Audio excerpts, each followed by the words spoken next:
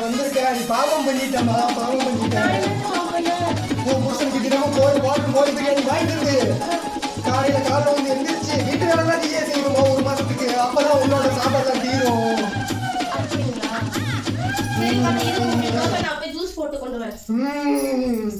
அவ்வளோ பயம் இருக்கட்டும் ஆத்தா மேல.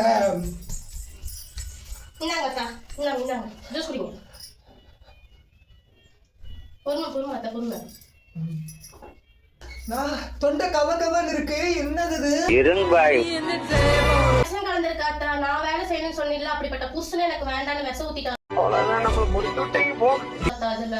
என்னடி சொல்றா? என்ன ஆத்தாவா? இந்த அமைச்சத்தை குடிச்சிட்டு வேலை முடிஞ்சிடும். பயப்படாத பேராசிட்டமால் டானிக்கு தான் ஊத்திருக்கேன். இனி ஒரு டைம் இதே மாதிரி ஏதாவது பண்ணு, நிஜமாலுமே நான் சுத்தி விட்டுட்டு போயிட்டே இருப்பேன்.